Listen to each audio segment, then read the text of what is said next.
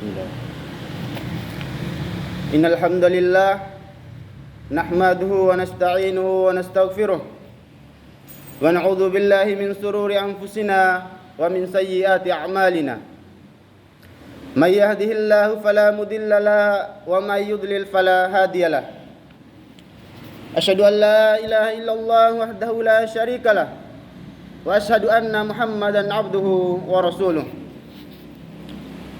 Qala Allah Ta'ala fil kitabil karim, ya ayyuhalladzina amanu taqullaha haqqa tuqatih wa la tamutunna illa wa antum muslimun. Wa qala ya ayyuhan nasu taqu rabbakumul ladzi khalaqakum min nafsin wahidah wa khalaqa minha zawjaha wa bassa minhuma rijalan katsiran wa nisaa'a wattaqullaha alladzi tasaaluna bihi wal arham innallaha kana 'alaikum raqiba. Wa qala ya ayyuhalladzina amanu taqullaha wa qulu qawlan sadida yuslih lakum a'malakum wa yaghfir lakum dhunubakum wa may yuti'illaha wa rasulahu faqad faza fawzan 'azima. Amma ba'd, fa inna asdaqal hadits kitabullah wa khairal hadi Muhammadin sallallahu alaihi wasallam. Wasarul umuri muhdatsatuha wa kullu muhdatsatin bid'ah wa kullu bid'atin dalalah wa kullu dalalatin finnar. Sesungguhnya sebenar-benar perkataan adalah kitabullah, yaitu Al-Qur'an. Sebaik-baik petunjuk adalah petunjuk Muhammad sallallahu alaihi wasallam. Seburuk-buruk perkara adalah perkara baru yang dibuat-buat dalam urusan agama. Dan setiap perkara baru yang dibuat-buat dalam urusan agama itu adalah bid'ah. Setiap kebid'ahan adalah sesat dan setiap kesesatan tempatnya di neraka. Ma'asyiral muslimin rahimani wa rahimakumullah. Pertama-tama mari kita panjatkan puji syukur kehadirat Allah Subhanahu wa taala. Karena dengan rahmat dan karunia-Nya lah kita semua masih diberikan kesempatan untuk menunaikan kewajiban kita sebagai seorang muslim, yaitu salat Jumat secara berjamaah. Salawat serta salam semoga senantiasa kita haturkan kepada baginda Nabiullah Nabi Muhammad sallallahu alaihi wasallam beserta keluarga, sahabat dan para kerabatnya. Semoga kelak di yaumil akhir nanti kita semua dikehendaki oleh Allah Azza wa Jalla untuk mendapatkan syafaat dari beliau sallallahu alaihi wasallam. Amin. Amin ya rabbal alamin. Ma'asyiral muslimin rahimani wa rahimakumullah. Pada kesempatan yang mulia ini, izinkanlah khatib untuk menyampaikan sebuah khutbah dengan tema kesederhanaan dalam bersosial dan beribadah. Namun sebelum menyampaikan isi khutbah, khatib ingin menekankan bahwa pada penyampaian khutbah ini, khatib tidak bermaksud untuk mengajari atau merasa diri lebih pintar dan lebih baik daripada jemaah sekalian. Karena sejatinya khatib adalah manusia yang tidak sempurna dan tentunya berlumuran dosa. Khatib di sini hanya berperan sebagai penyambung lidah bagi para ulama dalam menyampaikan ilmu, baik itu ilmu dalam urusan dunia maupun ilmu dalam urusan akhirat. Ma'asyiral muslimin rahimani wa rahimakumullah. Kesederhanaan adalah hidup di tengah-tengah, merasa cukup dengan nikmat Allah, tidak boros dan tidak pula kikir. Sedangkan lawan dari kesederhanaan yaitu berlebih-lebihan. Sikap berlebih-lebihan adalah sebuah sikap yang tercela dan juga dilarang oleh Allah Azza wa Jalla sebagaimana dalam firman-Nya, A'udzubillahi minasyaitonir rajim. Wa huwal ladzi ansa jannatin ma'rusyatin wa ghayra ma'rusyatin wa nakhla wa zar'a mukhtalifan ukuluh wa zaitun wa rumman mutasyabiha wa ghairu mutasyabih. Kulu min samarih idza asmara wa atu haqqahu yauma hasadi wa la tusrifu innahu la yuhibbul musrifin. Yang artinya, dan dialah yang menjadikan kebun-kebun yang berjunjung dan yang tidak berjunjung, pohon kurma, tanam-tanaman yang bermacam-macam buahnya, zaitun dan delima yang serupa bentuk dan warnanya dan tidak sama rasanya. Makanlah dari buah-buahnya yang bermacam-macam itu bila dia berbuah, dan tunaikanlah haknya di hari memetik hasilnya dengan disedekahkan kepada fakir miskin. Dan janganlah kamu berlebih-lebihan. Sungguhnya Allah tidak menyukai orang-orang yang berlebih-lebihan. Quran Surah Al-An'am ayat 141.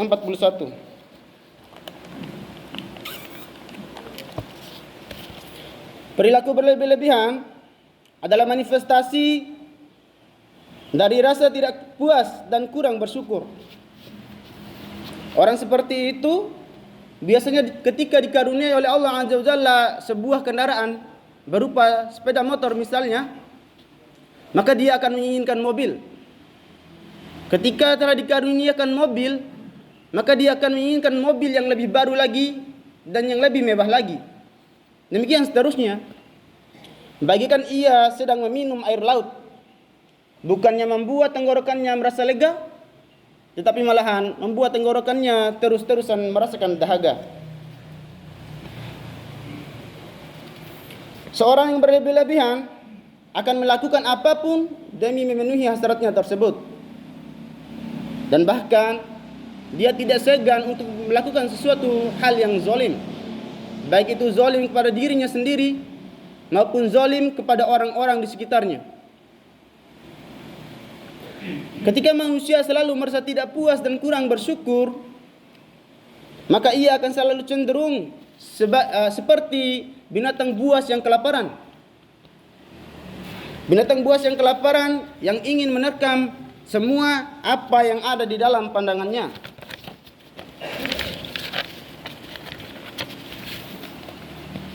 Selain hasrat dalam memupuk harta duniawi, sifat berlebih-lebihan juga dapat kita lihat dari rasa pamer dan ingin dipuji oleh orang lain.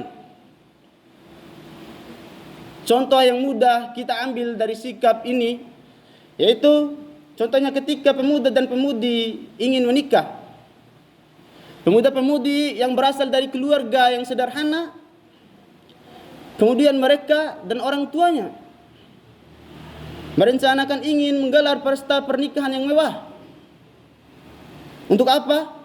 Untuk memenuhi hasratnya untuk dipuji oleh orang lain.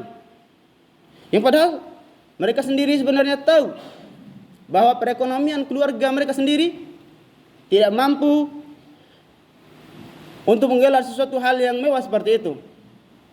Lalu pada akhirnya apa? Pada akhirnya mereka akan berhutang.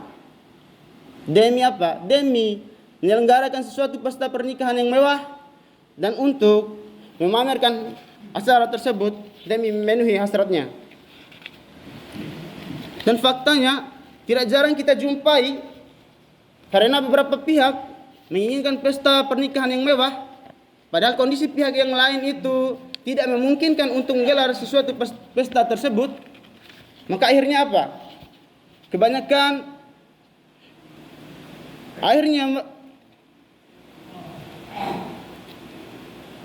Akhirnya pesta pernikahan yang telah direncanakan yang tersebut biasanya menjadi batal karena tidak memenuhi hasrat dari salah satu pihak.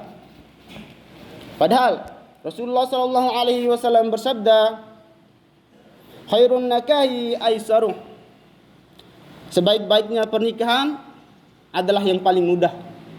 Hadis riwayat Abu Daud. Selain itu, sifat berlebih-lebihan juga dapat dilihat dari pengadaan suatu tradisi.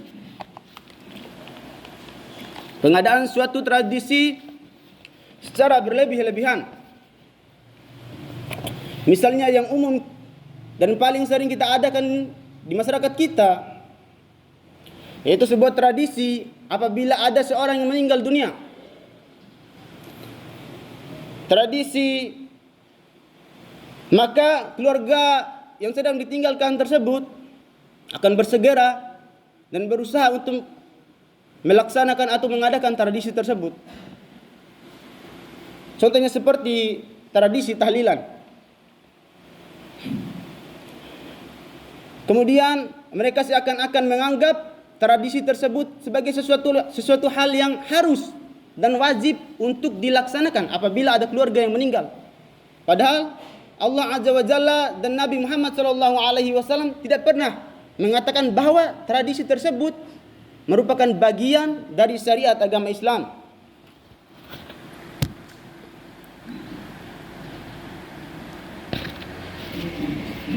Dalam hal ini, khatib bukan berarti dan juga tidak memiliki kewenangan atau kapasitas untuk mengatakan sebuah tradisi atau acara-acara yang kita adakan itu sebagai sesuatu hal yang salah. Tapi di sini khatib hanya berperan sebagai pengingat atau menyampaikan informasi apa yang datang dari para ulama. Karena apa? Karena ironisnya sebagian kaum muslimin di tengah masyarakat kita ada yang lebih sibuk mengurus acara tradisi-tradisi seperti ini dibanding apa? Dibanding melaksanakan sebuah kewajiban yang pasti seperti ini, sholat. Bahkan terkadang sebagian saudara kita itu rela untuk meninggalkan sholat demi menjaga kelancaran acara-acara tersebut. Padahal kita semua tahu sholat adalah rukun Islam, kewajiban yang tidak boleh kita tinggalkan dengan alasan apapun. Sebagaimana yang Allah Subhanahu wa taala firmankan, A'udzubillahi minasyaitonirrajim, "Inna sholata kanat 'alal mu'minina kitaban mauqutan." Sesungguhnya salat itu adalah kewajiban yang ditentukan waktunya atas orang-orang yang beriman. Quran surah An-Nisa ayat 103. Perlu diketahui bahwa di sini khatib tidak mengatakan dan juga tidak melarang terkait dengan pembacaan Al-Quran, berzikirlah, bersedekah, bukan.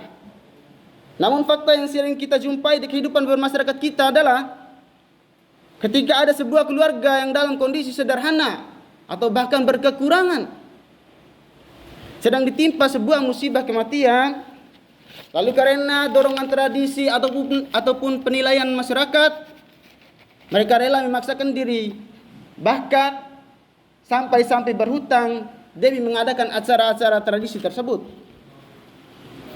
Yang pada akhirnya hal itu justru menambah beban bagi keluarga yang telah meninggal dunia atau yang sedang dalam kondisi duka.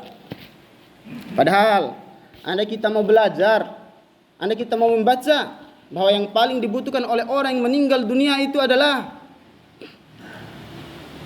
bukan tradisi-tradisi seperti itu, melainkan yang dibutuhkan oleh orang yang meninggal dunia adalah doa tulus dan istighfar dari kita sebagai keluarganya.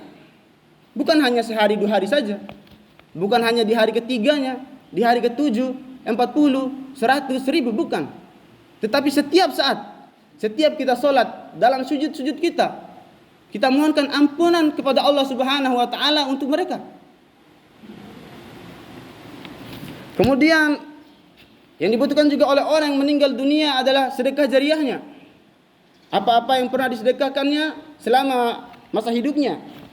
Kemudian ilmu-ilmu yang bermanfaat yang pernah diajarkan, baik itu ilmu dalam urusan duniawi maupun ilmu dalam urusan agama.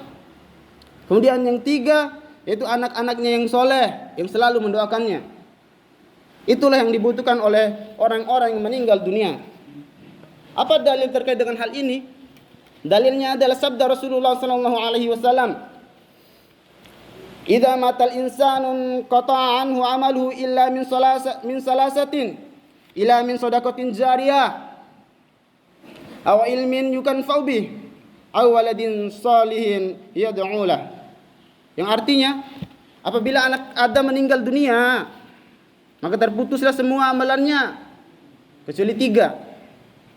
Yang pertama sedekah jariah, yang kedua ilmu yang bermanfaat, dan yang ketiga anak yang soleh yang mendoakan kedua orang tuanya. Ma'asyiral muslimin rahimani wa rahimakumullah. Sifat berlebih-lebihan baik dalam bersosial maupun beribadah sebenarnya tidaklah membawa kita dalam keberkahan.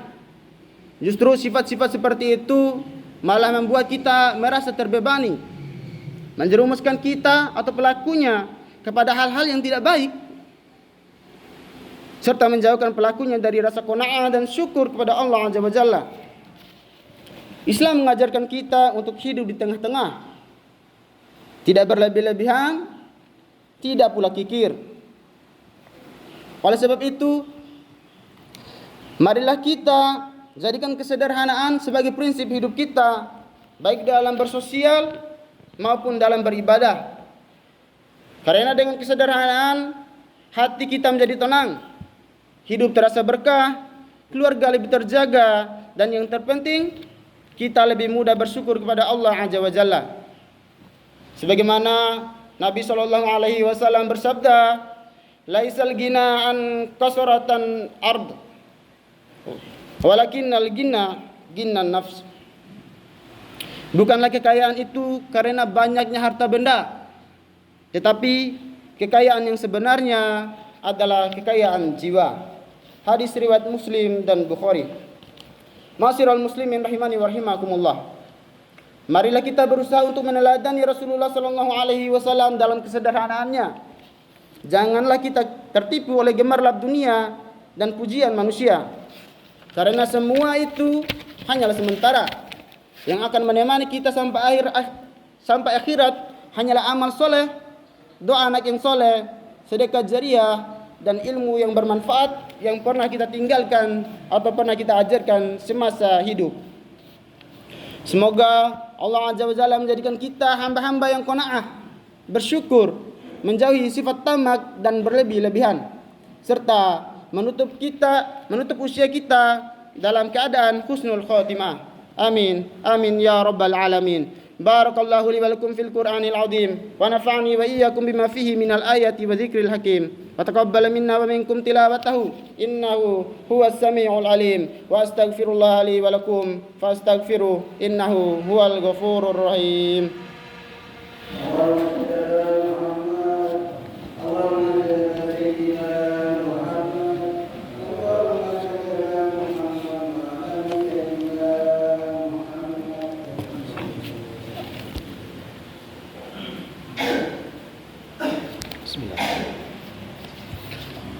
Alhamdulillahi wa kafa wa usalli wa usallama ala Muhammadil Mustafa wa ala alihi wa ashabihi ahlil wafa. Asyhadu an la ilaha illallah wahdahu la syarikalah wa asyhadu anna Muhammadan abduhu wa rasuluh. Faya ayyuhal muslimun usikum wa nafsi bitaqwallahil aliyyil azim wa alamu anna Allah amarakum bi amrin azim. Amarakum bisolati wassallami ala nabiyil karim. Faqala inna Allah wa malaikatahu yusalluna ala nabi ya ayyuhalladzina amanu sallu alaihi wa sallimu tasliman. Allahumma salli ala Muhammad wa ala ali Muhammad kama sallaita ala Ibrahim wa ala ali Ibrahim innaka Hamidum Majid. Wa barik ala Muhammad wa ala ali Muhammad kama barakta ala Ibrahim wa ala ali Ibrahim innaka Hamidum Majid. Allahumma ighfir lil muslimina wal muslimat wal mu'minina wal mu'minat al ahya'i minhum wal amwat innaka sami'un qaribun mujibud da'wah. Allahumma inna nas'aluka al huda wat tuqa wal afaf wal ghina. Allahumma kfina bihalalika an haramika wa aghnina bifadlika amman siwak. Allahumma inna a'udzubika min adzabi jahannam wa min adzabil qabri wa min fitnatil mahya wal mamati wa min syarri fitnatil masiihid dajjal. Allahumma ansur ikhwanana al muslimina fi Filistin. Allahumma ansuril mustatafina minal mu'minina wal mujahidina fi Filistin. Allahumma hariril masjidal aqsal mubarak min aidil kufar. Rabbana atina fid dunya hasanah wa fil akhirati hasanatan wa qina adzabannar. Ibadallah, innallaha ya'murukum bil adli wal ihsan wa yanha 'anil fahsya'i wal munkar ya'idukum la'allakum tadhakkarun. Fadhkurullahal 'azim yadhkurkum washkuruhu 'ala ni'amihi yazidkum wa la dzikrullahi akbar wallahu ya'lamu ma tasna'un.